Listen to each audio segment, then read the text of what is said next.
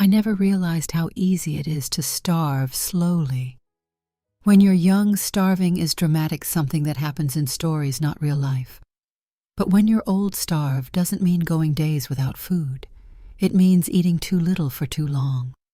Skipping breakfast because you don't feel hungry, calling half a sandwich dinner, drinking coffee and calling it a meal, eating crackers instead of cooking, telling everyone you're fine because you don't want to bother anyone. It's quiet, invisible starvation, the kind that creeps in gently until one day your body doesn't have anything left to give. I was 77 before anyone realized I wasn't truly eating anymore. I didn't realize it myself at first. It started after my husband Gerald passed. We were married 54 years. After he died, the house felt too big, the table too quiet, every meal too painful to prepare for one person. Cooking had always been something I did for him, his favorite soups, his Sunday breakfast, our little traditions. After he left, food stopped having meaning. I'd open the fridge, stare at the shelves, then close it again because nothing looked worth the effort. The truth is, loneliness steals appetite, grief steals energy, and sadness fills the stomach in place of food. For the first few months after his death, my daughter Rebecca kept bringing casseroles and soups neatly labeled, stacked in the freezer. I'd smile, thank her promise to eat them. But most of them stayed untouched. I'd heat half a bowl, take a few bites, then throw the rest away because eating alone felt like chewing memories. Eventually, the casseroles stopped coming, not because she stopped loving me, but because she thought I was eating them. I was good at pretending. The weight slipped off me slowly, a pound here, 2 pounds there. At first I didn't notice. My clothes felt a little looser, but I assumed that was normal for a woman my age. I thought maybe age was simply shrinking me like it does to everyone eventually. It didn't occur to me that I was disappearing from the inside out. My energy faded next. I'd walk from the living room to the kitchen and need to sit down. Doing laundry felt like running uphill. I stopped gardening, something I'd done my whole life. Even making my bed felt overwhelming some mornings. Instead of wondering why I told myself, I'm just getting old, that sentence became the bandage I put on everything. Too tired, getting old. No appetite, getting old. Dizzy, getting old. Weak, getting old. I didn't see the pattern because denial is easier when you're alone. My neighbors started noticing before my daughter did. Mrs. Henderson next door would say, "Loretta, you look thin," and I'd laugh and say, "Lucky me." People compliment weight loss, so I thought I was doing something right. I didn't realize they weren't compliments. They were warnings disguised as small talk. The muscle wasting started in my legs. Not pain, just weakness. I'd stand and feel like my knees were made of paper.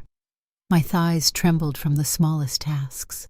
I'd grip counters, chairs, doorknobs, anything to keep steady.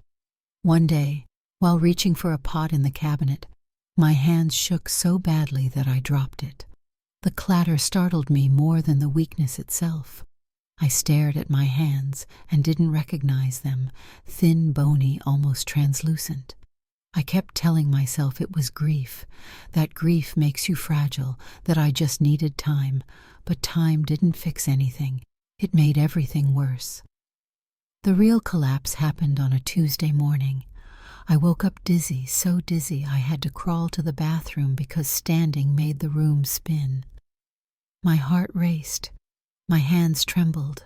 I remember gripping the edge of the sink and seeing my reflection, sunken cheeks, hollow eyes, skin sagging around bones that showed too clearly. I looked like someone who had been sick for months, but I hadn't been sick. I had been starving myself without even realizing it. When I stood up, my legs buckled. I fell hard onto the tile. The pain shot through my hip and shoulder.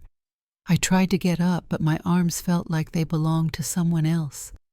My strength wasn't gone. It had never been there.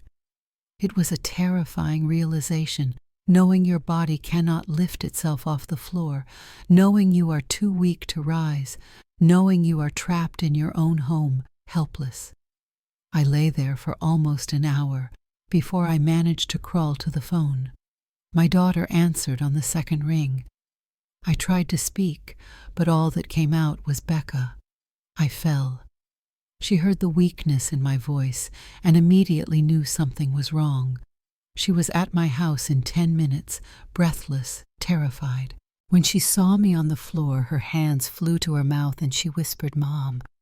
"Oh my God." She helped me up slowly, gently, as if I might crumble. When I leaned on her, she gasped and said, "You're so light." It wasn't a compliment. At the hospital, the tests came quickly. Blood work, scans, nutritional evaluations, muscle strength tests. When the doctor returned, his expression was filled with concern, not judgment. He said words that felt surreal: malnutrition, protein deficiency, muscle atrophy, electrolyte imbalance. I stared at him blankly. "But I eat," I said. He shook his head gently. "Not enough. Not nearly enough." He asked about my meals. I told him I usually had coffee in the morning, maybe toast. He asked about lunch. I told him I often forgot or wasn't hungry. "Dinner crackers," I whispered, "sometimes soup." When he asked how long this had been going on, I said, "I don't know. A while." He nodded slowly. "Your body has been starving for months, maybe longer." The guilt hit me like a punch. My daughter cried when she heard the diagnosis. "Mom," she said softly, "why didn't you tell me I didn't know how to explain loneliness? I didn't know how to explain that I didn't want to be a burden, that I didn't want her to rearrange her life for me, that eating alone felt like punishment, that sadness made food taste like cardboard, that I had convinced myself everything was normal because admitting the truth meant admitting I needed help. Recovery was, and still is, slow. They put me on nutritional IVs, supplements, protein shakes, but muscles don't grow back overnight. Some don't come back at all. Even now, lying in this hospital bed, my arms feel thin and weak. My legs tremble if I stand too long. I walk with a cane. I need help with stairs. I need help with so many things I never imagined needing help with. Eating is not simple anymore. My stomach shrank from months of undereating, so I get full quickly. Some days I still have no appetite.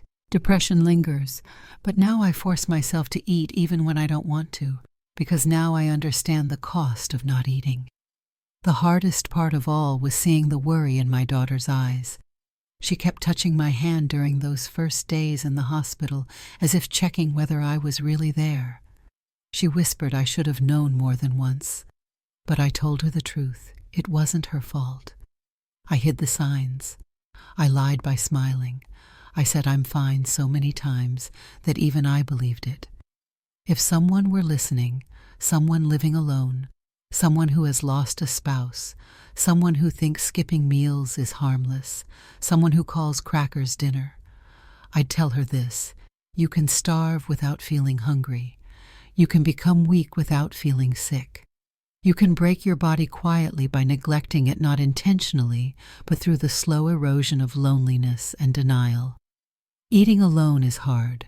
Cooking for one is hard, but not eating is deadly. If I could go back, I'd keep food in the house that nourished me. I'd accept my daughter's meals. I'd force myself to eat breakfast every day.